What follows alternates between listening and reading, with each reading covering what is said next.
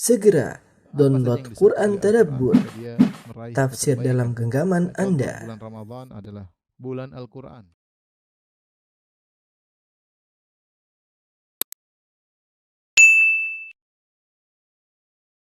Bismillahirrahmanirrahim. Assalamualaikum warahmatullahi wabarakatuh.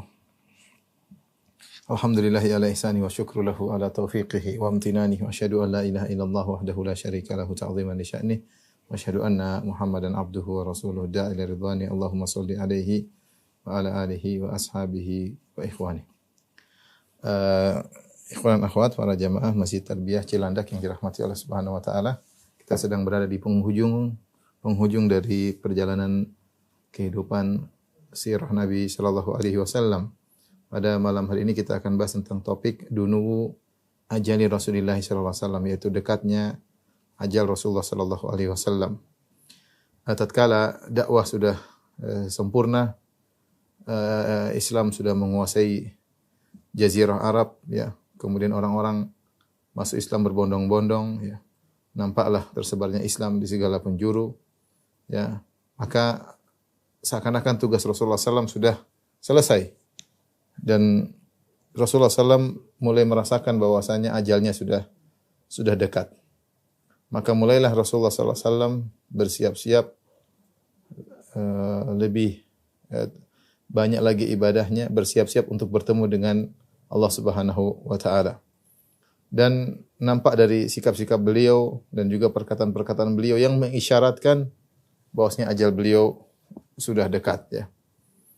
Karena tugas beliau sudah selesai, dakwah sudah tersebar, Islam sudah tersebar, orang-orang masuk Islam berbondong-bondong. Rasulullah mengalahkan dalam perang-perangan, mengalahkan, ya, orang-orang kafir ketika itu, ya. Di antaranya Allah Subhanahu wa taala mengisyaratkan akan wafatnya Nabi sallallahu alaihi wasallam dengan menurunkan surat An-Nasr. Surat An-Nasr, ya, idza jaa nasrullahi wal fath. Jika tatkala telah datang pertolongan Allah dan kemenangan. Al-Imam Al-Bukhari meriwayatkan dalam sahihnya dari Ibnu Abbas radhiyallahu ta'ala anhuma bahwasanya Umar radhiyallahu ta'ala anhu bertanya kepada para sahabat tentang firman Allah Subhanahu wa taala, idza jaa nasrullahi wal fath. Jika telah datang pertolongan Allah dan kemenangan dari Allah. Ya, yaitu ra'aitan nasa yadkhuluna fi dinillahi afwaja. Dan kau melihat orang-orang datang masuk Islam berbondong-bondong. Fasabbih bihamdi rabbika wastaghfirhu, bertasbihlah dan muji Rabbmu, wastaghfirhu, dan istighfarlah, innahu kana tawwaba, sungguhnya Allah Maha menerima taubat, ya. Ketika Umar bertanya kepada para sahabat, dalam sebagian riwayat mereka adalah sahabat-sahabat senior yang ikut serta dalam perang Badar. Kata Rasulullah SAW, kata Umar kepada mereka, apa maksud firman Allah, idza jaa nasrullahi wal fath? Jika telah datang, tatkala datang pertolongan Allah dan kemenangan. Qalu fathul madain wal qusur. Ya, maka orang-orang menjawab, maksudnya adalah menguasai al-madain, itu dari kerajaan Persia, ya. Wal qusur mungkin maksudnya adalah sebagian daripada daerah-daerah Romawi. Maka ini jawaban mereka menjawab dengan zahir nas, bahwasanya al-fath adalah kemenangan, yaitu Allah membuat kaum muslimin menaklukkan Persia dan Romawi. Qala ma taqulu ya Ibnu Abbas? Maka Umar berkata, bagaimana menurut engkau wahai Ibnu Abbas? Ibnu Abbas adalah sahabat junior, ya. Tetapi beliau spesial karena Rasulullah SAW pernah mendoakannya dengan mengatakan, Allahumma alimhu ta'wil wa faqihu fid din. Ya Allah, ajarkanlah Ibnu Abbas ilmu tafsir dan jadikanlah dia orang yang faqih dalam agama. Maka Ibnu Abbas menafsirkan dengan tafsir yang berbeda. Dia berkata, ajal au mathalun dhuriba li Muhammadin sallallahu alaihi wasallam nu'iyat lahu nafsuhu. Sungguhnya inilah perumpamaan yang dibuat untuk Nabi sallallahu alaihi wasallam, yaitu bahwasanya dia akan meninggal dunia. Ya, dia akan meninggal dunia. Inilah tafsir Ibnu Abbas, ya, terhadap surat An-Nasr, ya. Dalam riwayat yang lain, ya, Umar bertanya kepada para sahabat, yaitu Asy-Syaikh Badar, orang-orang yang pernah ikut perang Badar, tentu sahabat-sahabat senior, tentang firman Allah, idza jaa nasrullahi wal fath, hingga akhir ayat. Maka sebagian mereka berkata, kita diperintahkan untuk memuji Allah dan beristighfar jika kita menang dan jika kita menaklukkan. Sebagian lagi diam tidak menjawab. Maka Umar berkata, wahai Ibnu Abbas, bagaimana menurut engkau tentang ayat ini? Apakah seperti perkataan mereka tadi tentang tafsir ayat ini? Maka kata Ibnu Abbas, la, tidak. Aku tidak menafsirkannya demikian. Lantas bagaimana menurut engkau? Kata Ibnu Abbas, huwa ajalu Rasulullah sallallahu alaihi wasallam a'lamahu lahu. Itu adalah ajal Rasulullah sallallahu yang Allah kabarkan kepada Nabi. Ya.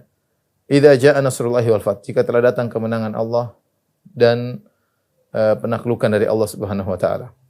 Wa dzalika alamatu ajalika. Ini adalah tanda ajalmu. Fasabbih bihamdi rabbika. Maka bertasbihlah engkau dan muji Rabbmu, wastaghfirhu, dan istighfarlah engkau wahai Muhammad, innahu kana tawwaba. Sungguhnya Allah Maha penerima taubat. Maka Umar radhiyallahu ta'ala anhu berkata, ma a'lamu minha illa ma taqul. Wahai Ibnu Abbas, saya pun demikian. Saya tidak tahu tentang tafsir ayat ini kecuali sebagaimana yang kau ucapkan. Jadi di antara tanda Rasulullah SAW akan meninggal dunia, Allah Subhanahu wa taala menurunkan surat An-Nasr. Ya. Dalam surat tersebut Allah jelaskan telah datang kemenangan, telah datang penaklukan. Kemudian Rasulullah SAW disuruh bertasbih dan disuruh beristighfar. Ya, seakan-akan tugas Nabi sudah selesai. Orang-orang sudah berbondong-bondong. Dakwah selama 23 tahun telah mencapai kejayaannya. Sudah selesai. Ya. Sehingga Rasulullah SAW disuruh untuk beristighfar. Dan Allah alam bisawab, Ibnu Qayyim rahimahullah ketika mengomentari tafsir Ibnu Abbas, beliau berkata, seakan-akan Ibnu Abbas radhiyallahu anhuma akhadha min qaulihi ta'ala wastaghfirhu. Seakan-akan Ibnu Abbas memahami demikian karena dia melihat dari firman Allah wastaghfirhu dan istighfarlah. Kenapa? Karena adalah kebiasaan Nabi sallallahu alaihi wasallam, beliau selalu menjadikan istighfar sebagai penutup amal beliau, Contohnya, kalau Rasulullah SAW selesai salat, Assalamualaikum warahmatullahi wabarakatuh, Astagfirullah. Jadi istighfar adalah penutup dari kegiatan amal Nabi sallallahu alaihi wasallam. Contoh, Nabi kalau keluar dari toilet atau dari khala, dari buang hajat, Rasulullah SAW berkata, "Ghufranaka." Selesai. Ketika Rasulullah SAW selesai dari majelis, apa doa Nabi? Subhanakallahumma bihamdika asyhadu an la ilaha illa anta astaghfiruka wa atubu ilaik. Lihat Rasulullah SAW beristighfar setiap menutup majelis. Jadi setiap amalan-amalan ditutup dengan istighfar. Demikian juga ketika selesai haji, Allah Subhanahu wa taala perintah untuk beristighfar setelah selesai manasik haji. Kata Allah, "Tsumma afidhu min haitsu afadhan nas wastaghfirullah." Kemudian bertolaklah kalian dari arah di mana manusia bertolak, yaitu meninggalkan padang Arafah. Dan padang Arafah adalah puncak dari ibadah haji, di mana para jemaah haji berdoa dengan menangis, dan kata Nabi sallallahu alaihi wasallam, al-hajju Arafah, haji itu intinya adalah wukuf di padang Arafah. Justru setelah para jemaah haji selesai di padang Arafah, artinya mereka telah melaksanakan rukun haji yang terbesar. Allah mengatakan wastaghfirullah, beristighfarlah. Ya. Demikian juga kalau seorang selesai salat malam suruh beristighfar. Wal mustaghfirina bil ashar, dan orang-orang yang beristighfar di waktu sahur. Kapan mereka beristighfar? Setelah salat malam. Jadi dari sini kita tahu bahwasanya istighfar merupakan penutup dari segala amal soleh. Setelah sholat istighfar, setelah buang hajat istighfar, setelah bermajelis istighfar, kemudian setelah haji juga istighfar, setelah sholat malam juga istighfar.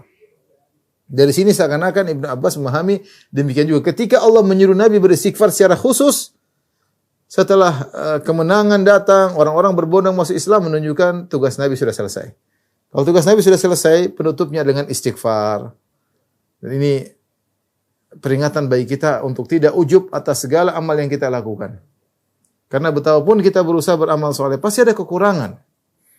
Ya, di antara kesempurnaan suatu amal, kita tutup dengan istighfar. Astagfirullah. Agar kita tahu amal kita yang kurang tadi bisa ditambal oleh Allah Subhanahu wa taala, karena kita mohon ampun kepada Allah dari kekurangan-kekurangan yang kita lakukan. Inilah kenapa Ibnu Abbas memahami Rasulullah SAW ketika Allah berfirman, fastaghfirhu, beristighfarlah, menunjukkan Nabi akan meninggal dunia. Dan tafsir Ibnu Abbas tadi disetujui oleh Umar bin Khattab radhiyallahu taala anhu. Al-Imam Bukhari dan Imam Muslim meriwayatkan dari Aisyah radhiyallahu taala anha, beliau berkata, "Ma shalla Nabi sallallahu alaihi wasallam salatan ba'da an nazalat alaihi idza ja'a nasrullah wal fath illa yaqulu fiha subhanaka rabbana wa bihamdika. Subhanakallahumma rabbana wa bihamdika Allahumma ighfirli. Subhanaka rabbana wa bihamdika Allahumma ighfirli. Tidaklah Rasulullah SAW setelah turun firman Allah, idza ja'a nasrullahi wal fath, kecuali beliau dalam salat beliau membaca subhanaka rabbana wa bihamdika Allahumma ighfirli. Itu Rasulullah baca sallallahu alaihi wasallam ketika rukuk dan ketika sujud. Ya ta'awul Quran Rasulullah SAW melaksanakan perintah Allah istighfar, maka Rasulullah SAW istighfar ketika rukuk dan ketika sujud. Ini di antara pemberitahuan Allah bahwasanya Rasulullah SAW akan meninggal dunia. Taib, ada perbuatan-perbuatan Nabi, adapun perkataan-perkataan Nabi sudah kita jelaskan. Rasulullah SAW ketika haji wada, Rasulullah SAW berkata dalam perkataannya, ya, khudhu anni manasikakum. Khudhu anni manasikakum. Ambillah tata cara manasik haji dariku. La'alli la alqakum ba'da amikum hadza. Bisa jadi aku tidak bertemu lagi dengan kalian setelah tahun ini. Rasulullah SAW juga ketika puasa Arafah, ketika puasa Muharram, Rasulullah SAW mengatakan, la in ishtuk ila qabil la asumanna at-tasi'. Kalau saya masih hidup tahun depan, niscaya saya akan puasa tanggal 9 Muharram, puasa Asyura. Tapi Rasulullah SAW ternyata tidak hidup lagi di tahun depan. Ya.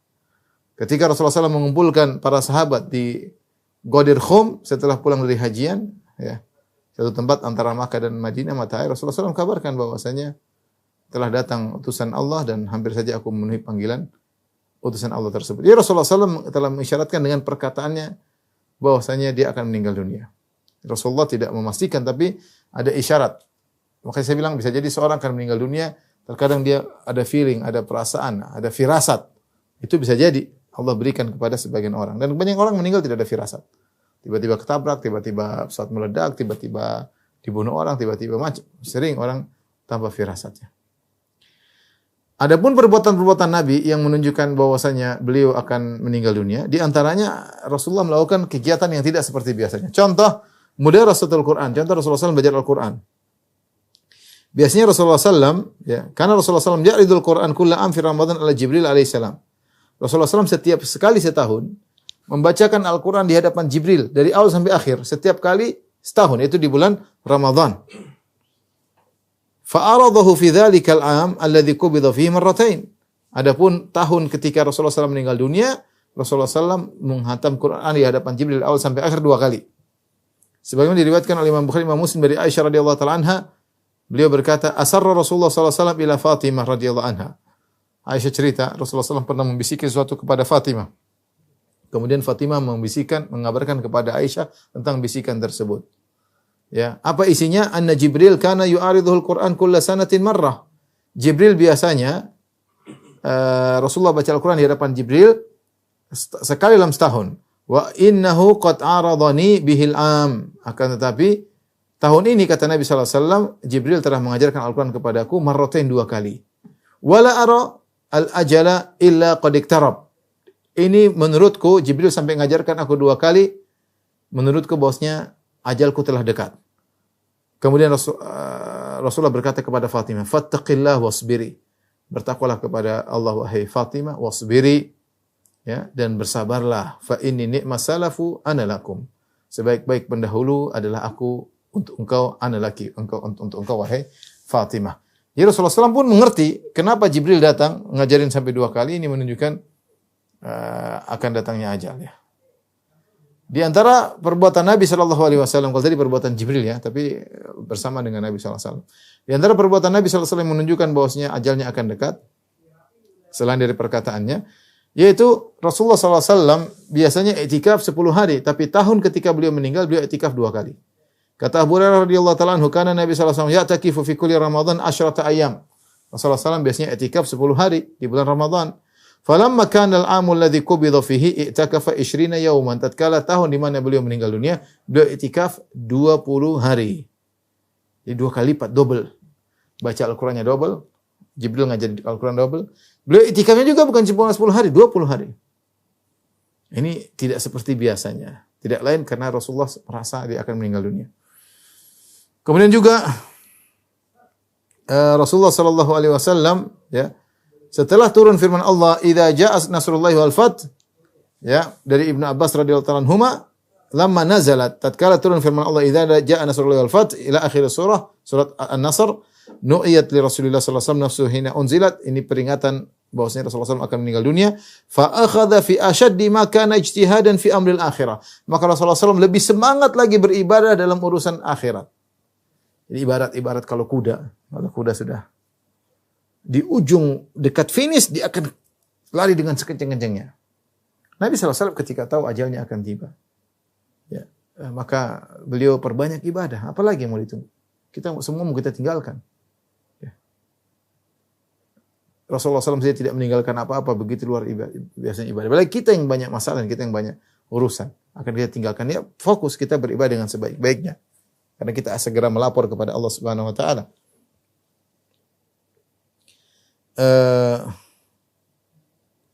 Makanya tadi saya sebutkan, tadi itu adalah perbuatan-perbuatan Nabi yang menunjukkan dia akan meninggal dunia. Perkataan sudah tadi saya sebutkan ketika haji, Rasulullah SAW mengatakan, "La alila alqakum ba'da amikum hadza." Jadi aku tidak bertemu dengan kalian setelah ini. Ketika Nabi di Ghadir Khum, Rasulullah berkata, "Amma ba'du ala ayyuhan nas," ketahuilah wahai para sahabat sekalian. "Fa inna ma ana basyarun," sungguhnya aku manusia. Ya, manusia ya akan meninggal dunia. "Yushiku an ya'tiya rasul rabbi fa ujibu." Hampir-hampir sebentar lagi akan datang utusan Rabbku, maksudnya malaikat maut, fa ujibu, dan aku memenuhi panggilannya.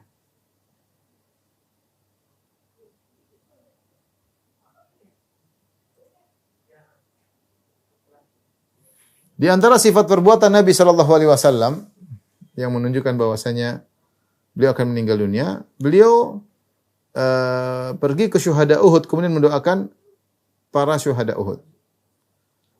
Setelah Rasulullah SAW pulang dari Haji Wada, Rasulullah SAW pergi ke Gunung Uhud. Fa shalla 'ala syuhada salatahu 'alal mayyit. Maka Rasulullah SAW salat kepada syuhada seperti salat mayat.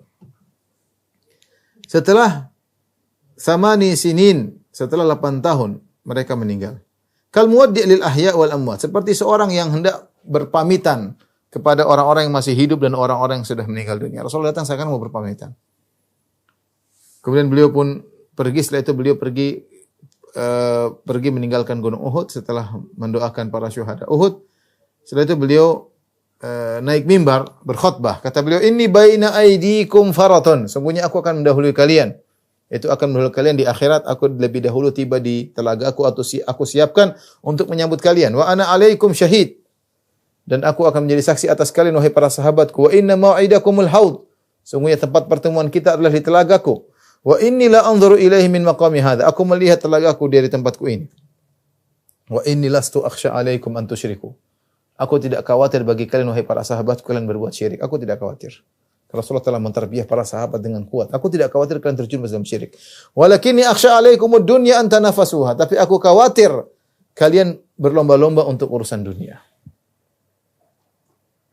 Kata Uqbah bin Amir ketika meriwayatkan hadis ini, dia berkata, "Fakanat akhir nadratin nadartuha ila Rasulillah." Itulah terakhir aku lihat Nabi sallallahu alaihi wasallam berkhutbah di atas mimbar tersebut. Setelah itu Rasulullah SAW sakit.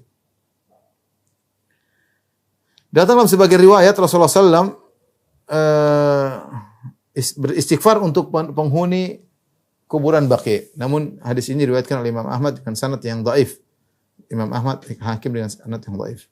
Dan dari Abi Muwaihibah, ya, dia berkata, "Ba'athani Rasulullah SAW min jawfil lail faqala." Rasulullah mengutus atau menugaskan aku di tengah malam, dan Rasulullah berkata, "Ya Abu Muwaihibah, inni qad umirtu an astaghfira ahlil Baqi. Fantalik ma'i." Wahai Abu Muwaihibah, sungguhnya aku diperintahkan oleh Allah untuk memohon ampunan bagi penghuni kuburan Baqi. Berangkatlah bersamaku. Kata Abu Muwaihibah, "Fantalaqtu ma'ahu," aku pun pergi bersama Nabi sallallahu alaihi wasallam. Falamma waqafa baina adhhirihim, tatkala Nabi berdiri di hadapan mereka, di tengah-tengah mereka, Rasulullah berkata, "Assalamu alaikum ya ahlal maqabir."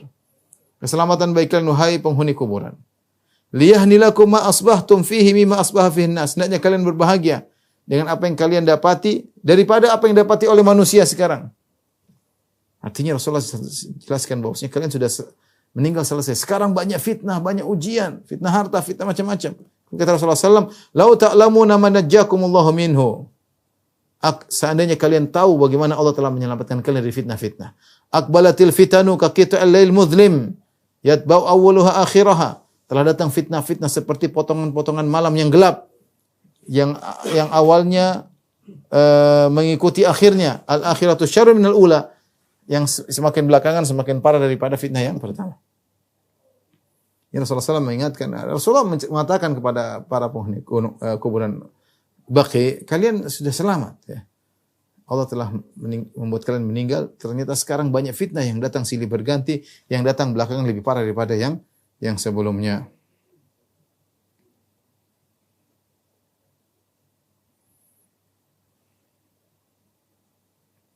Mulailah Rasulullah SAW sakit di akhir malam-malam di bulan Safar. Dan beliau sakit selama 13 hari kemudian beliau meninggal dunia. Ini menurut pendapat mayoritas ulama. Jadi beliau sebelum meninggal dunia mengalami sakit selama 13 hari kemudian beliau meninggal dunia. Beliau di akhir-akhir Safar dan beliau wafat pada tanggal 12 Rabiul Awal. Beliau wafat 12 Rabiul Awal tahun 11 Hijriah. Tahun 11 Hijriah. Beliau mulai sakit di akhir Safar. Ya.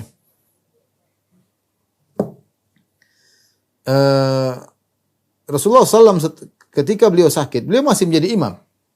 Sampai ketika sakit beliau semakin parah, ya, beliau tidak bisa lagi jadi imam selama 3 hari.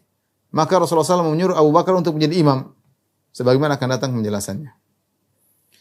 Awal dari penyakit Nabi SAW, itu Rasulullah SAW merasakan pusing yang sangat berat di kepala beliau yang mulia. Imam Ahmad meriwayatkan dalam musnadnya dengan sanad yang sahih dari Aisyah radhiyallahu anha, beliau berkata, "Raja ilayya Rasulullah SAW dzata yaumin min janazatin bil Baqi'." Rasulullah SAW baru saja ngelayat atau mengantar jenazah di Baqi'. Ya, Baqi' tahu kalau kita di Masjid Nabawi tidak terlalu jauh. Kemudian Rasulullah SAW menemui Aisyah radhiyallahu anha. Wa ana ajidu sudaan fi ra'si, dan aku mendapati kepalaku pusing. Kata Aisyah radhiyallahu anha, aku pusing.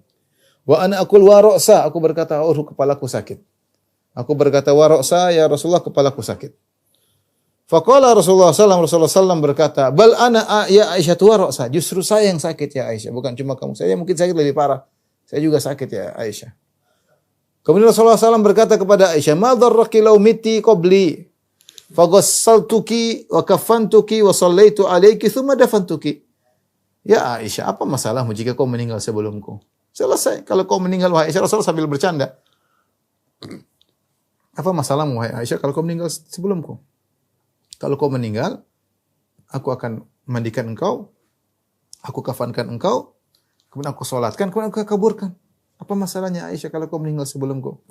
Kata Aisyah, qultu laka anni bika an law fa'alta dhalik qad raja'ta ila baiti fa arasta fihi bi ba'd nisa'iki. Bi ba'd nisa'ika. Kata Aisyah, kalau itu terjadi, seandainya aku meninggal, kemudian kau mandikan aku ya Rasulullah, kau kafankan aku, kau salatkan, kau kuburkan, setelah kau kubur aku, kau pulang ke rumahku, terus kau panggil istrimu yang lain untuk kau gauli di rumahku. Jadi Aisyah cemburu. Dia tidak, kalau saya mati mungkin begitu terjadi ya Rasulullah. Fatabassama Rasulullah, Aisyah pencemburu. Rasulullah SAW pun tersenyum. Setelah itu mulailah sakitnya berkelanjutan, tidak berhenti sampai wafatnya Nabi sallallahu alaihi wasallam. Mulailah Rasulullah SAW dirawat di rumah Aisyah radhiyallahu taala anha. Ya. Dan Rasulullah SAW ketika di masa sakitnya beliau tetap berusaha untuk adil ya.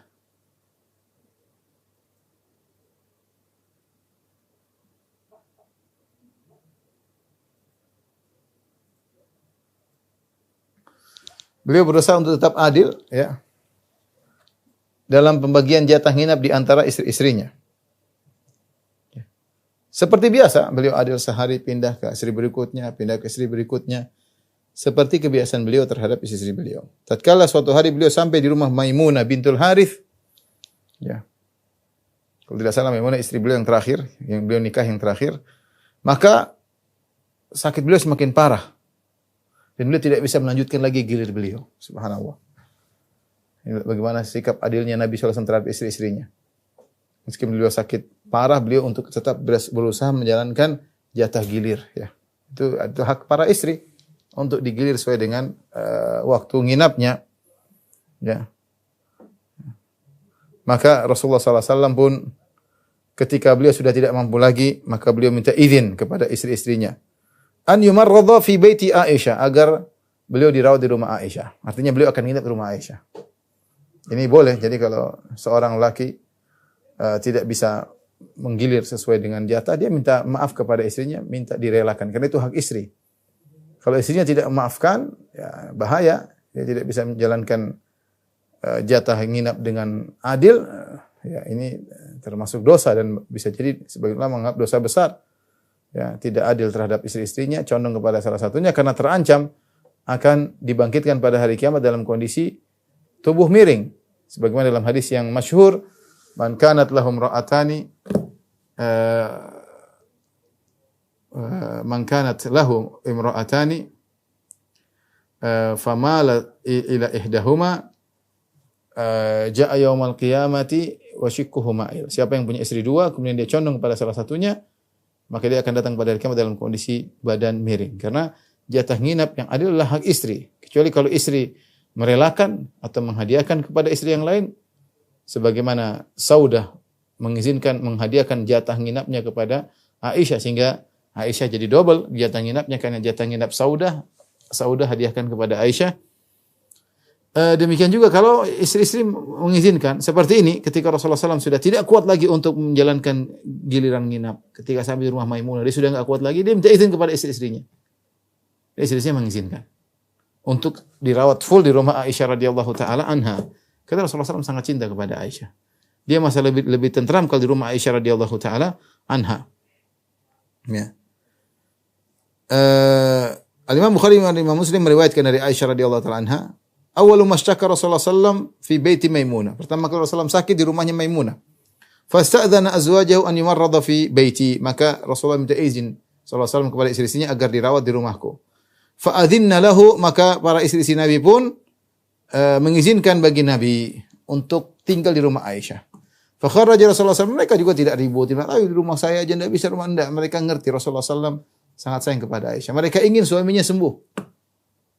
Meskipun tentu ada kecemburuan, Rasulullah pilih rumah Aisyah. Manusia, wanita wajar.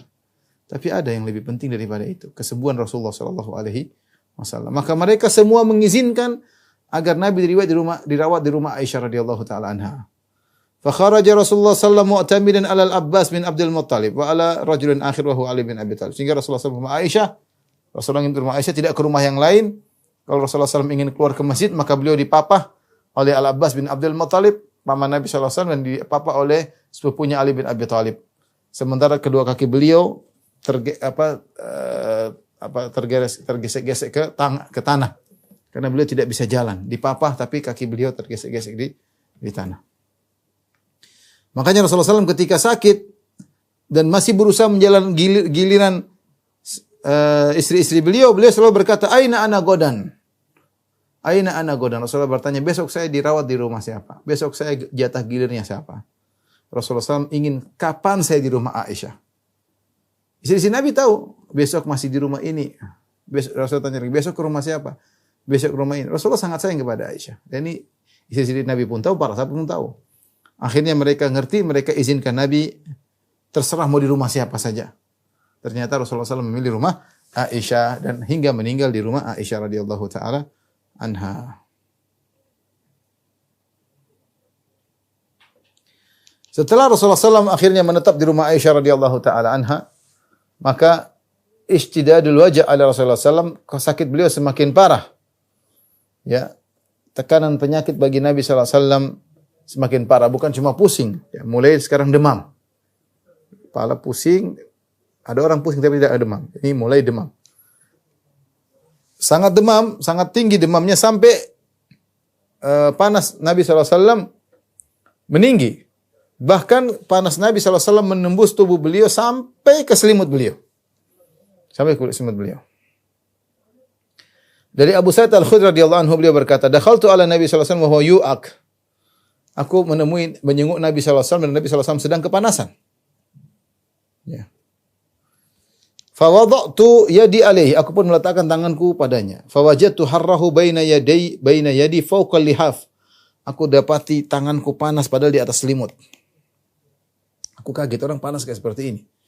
Faqultu ya Rasulullah ma ashaddaha alaik. Ya Rasulullah berat sekali panasmu ini. Faqala Rasulullah SAW, inna kadzalik, kami para nabi demikian. Yudha'afu lanal bala'u, kami dilipat gandakan ujian bagi kami. Wa yudha'afu lanal ajr, namun kami pun dilipat gandakan pahala. Dalam riwayat yang lain dari Abdullah bin Mas'ud, sama tadi, kalau tadi Abu Sa'id Al-Khudri, sekarang Abdullah bin Mas'ud ketika menjenguk Nabi sallallahu alaihi wasallam. Dia mendapati Rasulullah sedang sangat panas. Famassastuhu biyadi, aku pun mengusap atau menyentuh dengan tanganku. Faqultu ya Rasulullah innaka latu'aqwa syadidan. Ya Rasulullah, sungguh engkau mengalami demam yang sangat parah.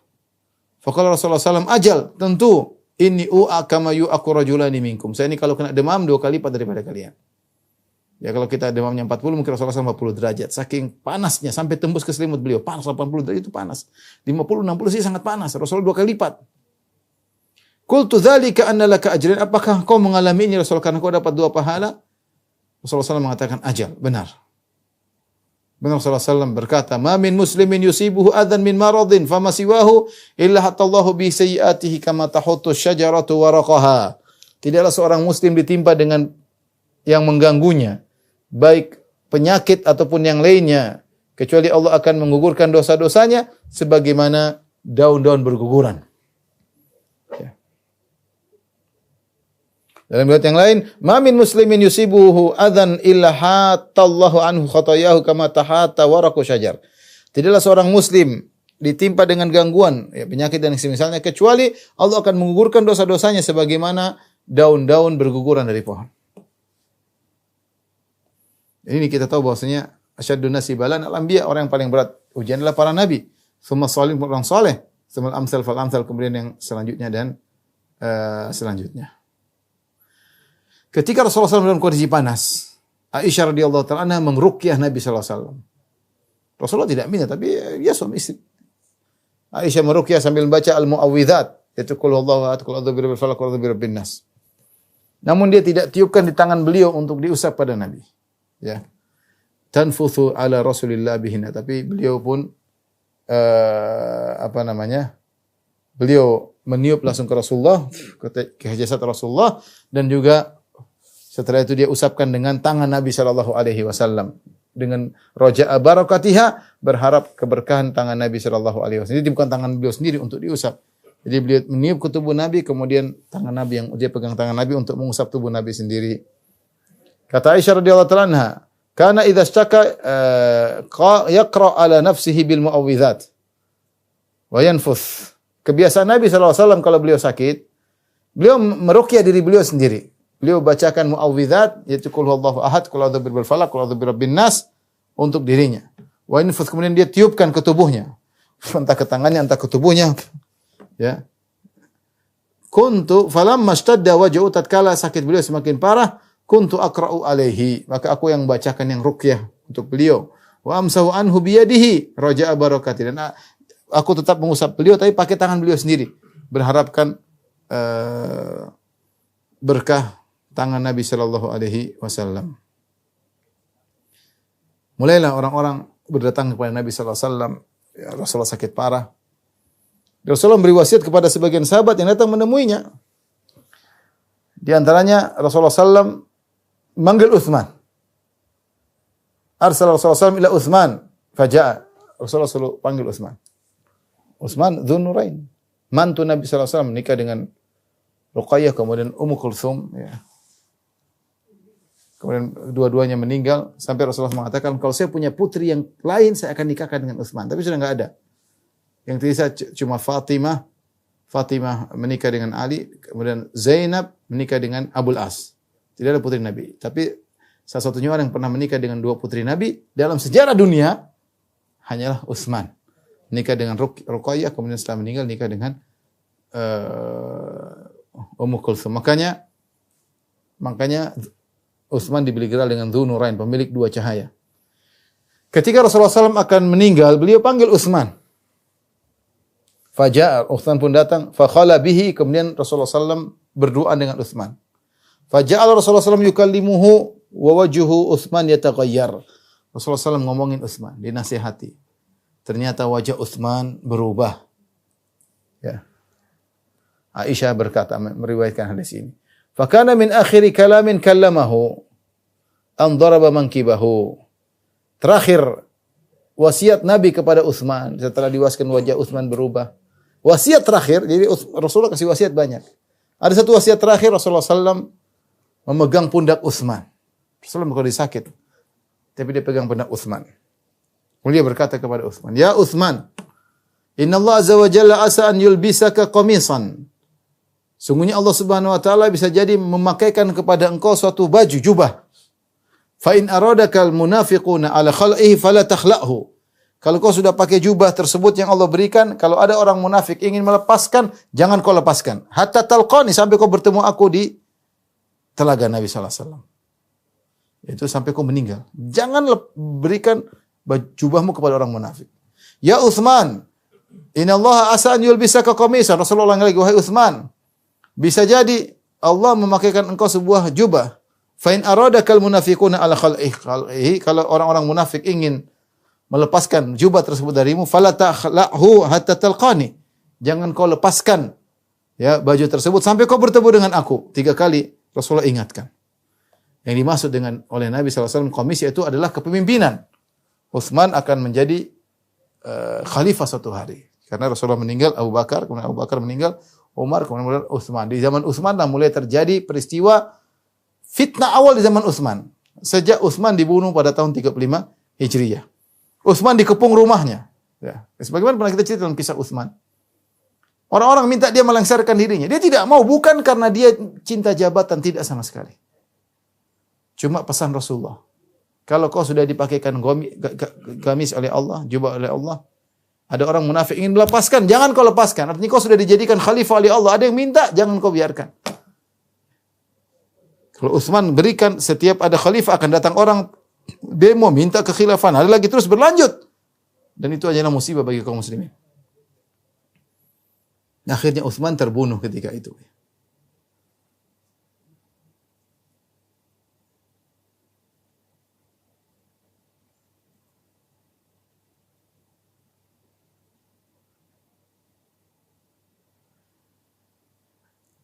Rasulullah SAW berkhutbah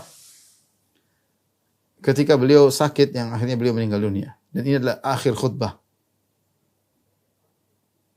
Sekitar 5 hari sebelum Rasulullah SAW meninggal dunia. Ishtadil wajah bi Rasulillah SAW. Penyakit Nabi semakin parah. Wartafa'at hararatuh. Panasnya semakin meninggi. Sampai beliau pingsan. Saking panasnya pingsan. Subhanallah. Tatkala beliau bangkit dari pingsannya siuman. Beliau berkata, hadiku alayya sab'a akhirab lam tuhlal ukiyatuhunna min abarin syatta la'ali astarihu fa'ahada ilan nas. Kata Rasulullah SAW, ambilkan untuk air aku mandi dari 7 gentong air yang tidak pernah dibuka, masih tertutup. Ya, kemudian yang air gentong tersebut diambil dari berbagai macam sumur. Bisa jadi aku beristirahat, yaitu ada kesembuhan, agak fresh. Aku bisa bertemu dengan manusia, bertemu dengan orang-orang. Maka didatangkanlah kirba, yaitu apa? Tempat air. Kemudian Rasulullah SAW didudukkan, istri-istri Nabi mendudukkan Nabi fi mikhdab. Mikhdab itu semacam loyang untuk cuci pakaian. Ini semacam bak lah kalau zaman dahulu untuk cuci pakaian. Rasulullah SAW didudukkan oleh istrinya di situ, dari semacam loyang terbuat dari tembaga milik Hafsah binti Umar radhiyallahu taala anha. Wasabbu alaihi al-ma', kemudian para istri Nabi mereka bareng-bareng mandikan Nabi, subhanallah. Mereka menyiramkan air kepada Nabi sallallahu alaihi wasallam sampai Rasulullah SAW tadi pingsan, kemudian beliau sadar. Ya. Beliau sadar. Ketika Rasulullah SAW merasa tubuhnya ringan, beliau pun berangkat ke masjid untuk bertemu dengan orang-orang. Beliau ingin berkhutbah. Fa kharaja mutawakkian al-Fadl bin Abbas radhiyallahu anhuma. Beliau pun berjalan sambil dipapa oleh Fadl bin Abbas, sepupu beliau. Asiban ra'sahu bi isabatin dasma, sambil mengikatkan kepala beliau dengan sorban berwarna hitam. Wa alaihi malhafatun muta'attifan biha ala minkabahi, dan beliau juga bawa selimut yang beliau taruh di pundak beliau. Sampai beliau masuk masjid, kemudian beliau naik di atas mimbar. Walam yas'atuhu ba'da dzalikal yaum, dan beliau tidak pernah lagi naik mimbar setelah itu. Ini terakhir beliau naik mimbar. Kemudian beliau duduk di mimbar tersebut, tidak berdiri, tidak kuat berdiri. Beliau duduk. Orang-orang berkumpul di sekitar Nabi sallallahu alaihi wasallam. Rasulullah SAW memuji Allah, Rasulullah menyanjung Allah, beristighfar ya untuk para syuhada Uhud. Kemudian beliau berkata, "Inna abdan khayyarahu Allah baina an yu'tiyahu min zahratid dunya ma syaa wa baina ma indahu fakhtara ma indallah." Nabi berkata kepada para sahabat, sungguhnya ada seorang hamba, Allah kasih pilihan antara dua pilihan. Apakah Allah pilihkan bagi dia kehidupan dunia yang dia kehendaki, ataukah dia memilih apa yang Allah simpan untuknya di akhirat?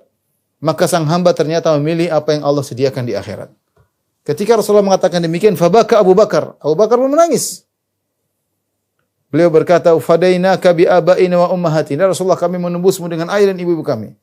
Fa ajiba sahabat, para sahabat heran kenapa Abu Bakar menangis. Qalu ma yubki hadha syekh. Kenapa orang tua ini Abu Bakar menangis? Rasulullah bilang, ada seorang hamba disuruh milih dunia atau apa yang Allah sediakan, dia pilih Allah yang sediakan, kemudian Abu Bakar menangis. Apa gerangan?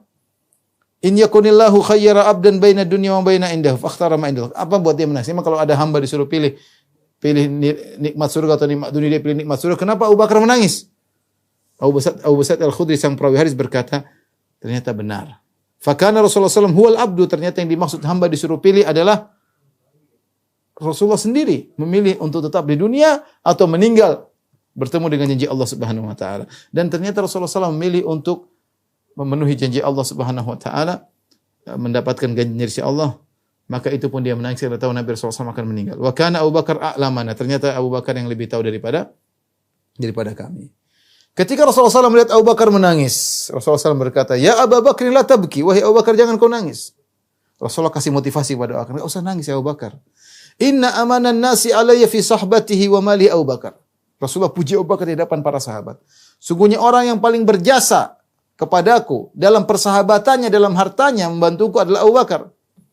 Di hadapan para sahabat Rasulullah puji Abu Bakar. Walau kuntu muttakhidan khalilan min ummati lattakhadtu Abu Bakar. Kalau saya boleh mengambil kekasih dari umatku, saya akan jadikan Abu Bakar sebagai kasihku. Tapi tidak boleh. Kekasih Nabi hanya Allah. Walakin ukhuwatul Islam wa mawaddatuhu, tapi hubungan kami hanyalah persaudaraan sama Islam dan saling mencintai. Kemudian kata Rasulullah SAW, la yabqayanna fil masjidi babun illa sudda illa babu Abu Bakar. Tidak ada pintu yang ada di sekitar masjid kecuali ditutup, kecuali pintu Abu Bakar. Dahulu Masjid Nabawi SAW ada pintu kepada rumah Nabi, itu rumah Aisyah. Kemudian ada pintu-pintu lain yang menuju kepada rumah-rumah sahabat-sahabat.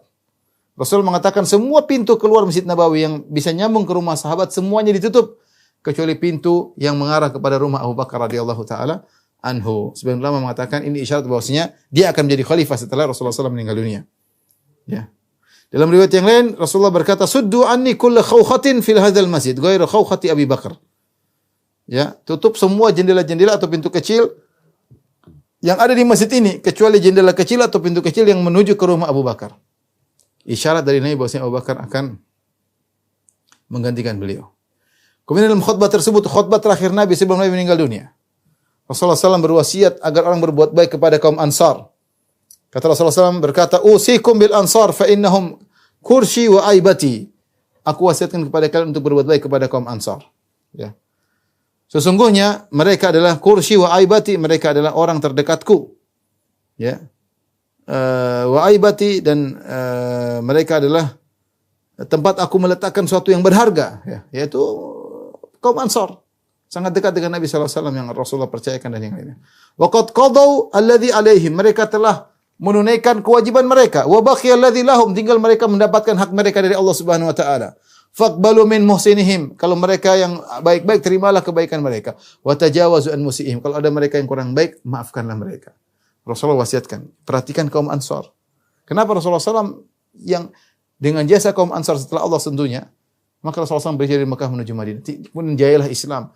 Ada penolong-penolong, jadilah negara Islam. Di antara jasa kaum Ansar yang nekat mati membela Nabi sallallahu alaihi wasallam, maka Rasulullah mengatakan, terimalah orang baik di antara mereka dan maafkanlah orang yang salah dari mereka.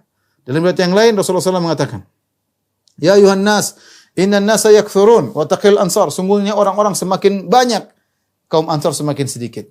Hatta yakunu kal milah fi ta'am, sampai kaum Ansar itu seperti garam yang ada di makanan, sedikit. Faman waliya minkum amran yadhurru fihi ahadan aw yanfa'uhu falyaqbal min muhsinihim wa yatajawaz an musiihim. Barang siapa di antara kalian yang akan jadi pemimpin ngurusi kaum muslimin, ya, maka terimalah dari orang baik dari kaum Ansar dan maafkanlah orang yang buruk dari kaum Ansar. Tapi demikian saja ikhwan dan akhwat yang rahmatillah subhanahu. Insyaallah kita lanjutkan pekan depan. Wabillahi taufiq. Assalamualaikum warahmatullahi wabarakatuh.